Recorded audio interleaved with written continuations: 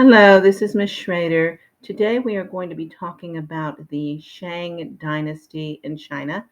My students, you'll need a piece of paper and something to write with. I'm going to take some notes. When you're done, you're going to give me 5 sentences about what you found interesting, educational, and important about the Shang Dynasty. The statue you're looking at is actually a modern statue done in the early 20th century of Lady Lu Hao, who was a woman during the Shang Dynasty. Her grave has been found. And so they have made this very modern image of her to put outside of her grave. So here we have a map showing the territory owned by the Shang. The Shang is the second known dynasty of China. They supposedly existed between 1766 and 1122 BCE. That's before the current era, so about close to 4,000 years ago. So they're very old. In fact, they're one of the oldest ones. And because of that, originally, most modern historians thought it was a myth. It was a story that had been created and that was nothing real to it. Starting in the late 19th century, archaeology that was done found proof of the existence of the Shang dynasty.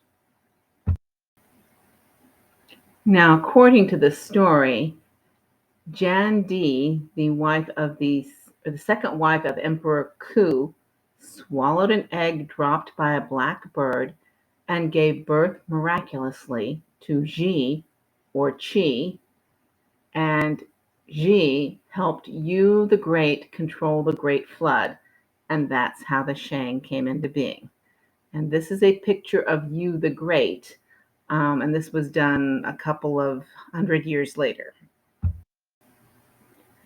Okay, so this is Dai Qin, supposedly the last Shang king.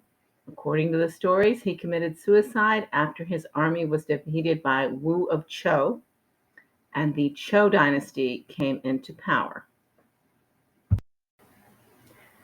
Now, as I said, starting in the late part of the 19th century, archaeologists started digging in sites along the Yellow River, that's the southern part of China, and found lots of different sites where they found different things. One of the most famous things that they found, and they found a lot of them, is this example that you're seeing here, which are known as oracle bones. You would take a bone, normally an animal bone. This actually is a tortoise shell.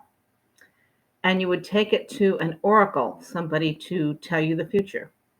And you'd ask them a question, and they would stick the bone into the fire, and the fire would crack the bone. Once the bone is brought out, they interpret the cracks. So your question is, will I do well in history class? And the cracks are going to say, you will do well in history class if you study quite a bit. Then what he would do is he would write the question on one side of the bone and the answer on the other side. And if you look on both sides of this tortoise shell, you can see the writing. And that actually is the main point. During the Shang, we have the development of writing, some of the earliest known writing in the history of the world. Another thing that was found in huge amounts in these archaeological sites were bronze items, like this bronze battle axe that you're seeing here. Prior to this, people would have been making things in stone or wood. They're not going to be as strong or as powerful. Once you start mixing metals the way they do with bronze, you're going to get something that's going to be much more powerful, do much better. In the case of a battle axe, do more damage, stay sharp longer. And so it's going to be able to help them more. And here we have a bronze ding vessel, possibly for holding water in. And once again, found at this archaeological site, so it would be thousands of years old.